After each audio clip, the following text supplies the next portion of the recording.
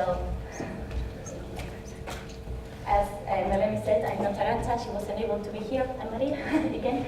And I'm presenting also some of the work that was carried out in Work Packet 2 with lots of people. And so I will present in this case the work that was related to the cost effectiveness of monitoring. So some of the things that are highlighted in the Marine Strategy Framework Directive is that we have, well, member states had to establish this monitoring programs by 2014. And that setting up this program will be able to see how we are doing in terms of achieving this good environmental status.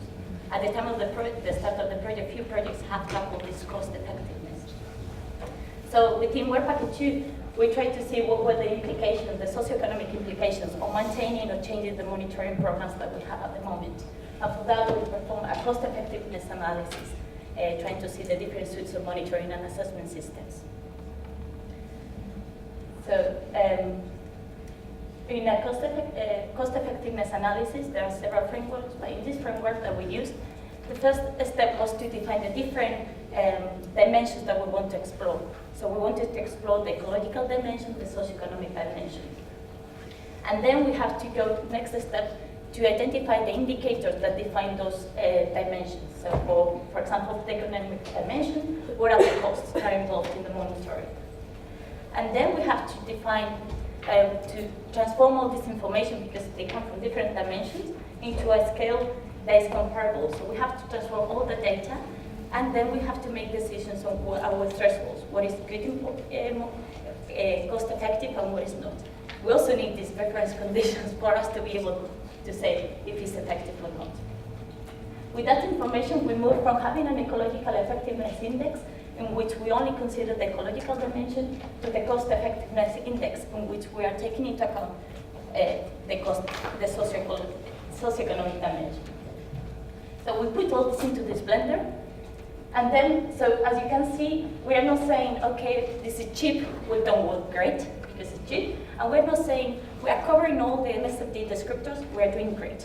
There is an option for improving that if we make it covering all the MSFD descriptors, but in a cost-effective manner.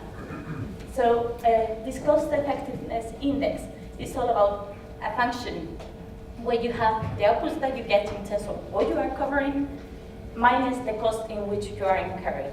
Okay? So we are trying to balance that and see what is happening in what we are doing. And with that, we can actually go to policymakers and present what we get.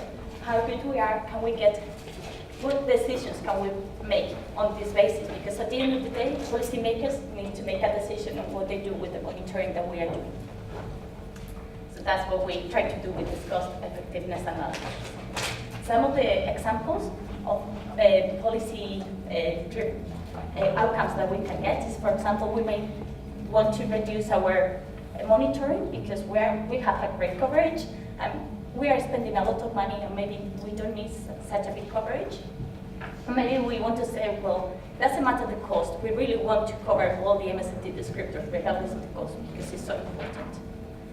So we performed 2 case studies during the Work Packet 2, one in the Bay of Biscay and another one in the Gulf of Finland with different spatial scale and also different types of monitoring programs.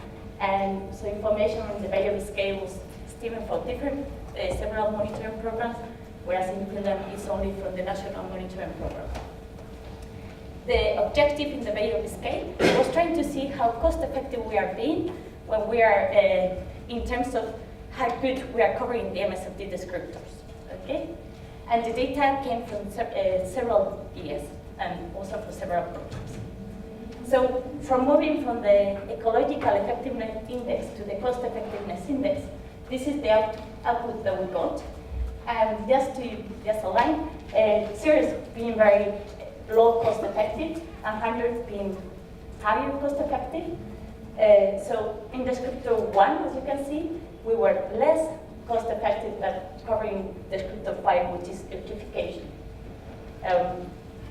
But this is all relative to each other. It doesn't say whether we are being cost effective for descriptor 1 or descriptor 5. It depends on the threshold that we put. And that has to be put by expert judgments or whoever, but it cannot, the cost effectiveness index doesn't say anything about it. So if we know that we are very, very bad with the scripture 10, that might be our setting reference condition for defining, okay, our threshold is there, and that's critical, and that's bad. We know that, so we set up that. Everything above might be good.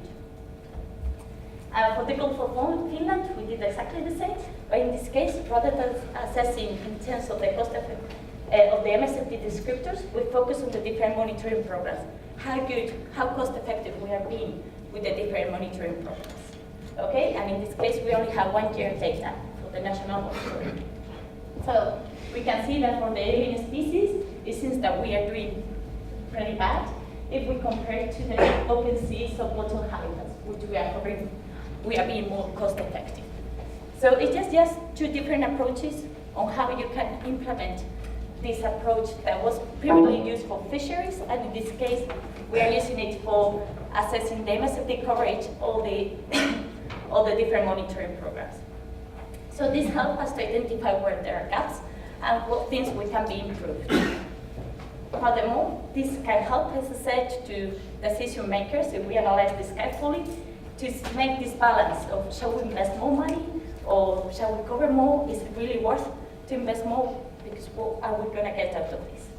So this is, in summary, what we've been working in Work Package 2 in terms of cost effectiveness of monitoring.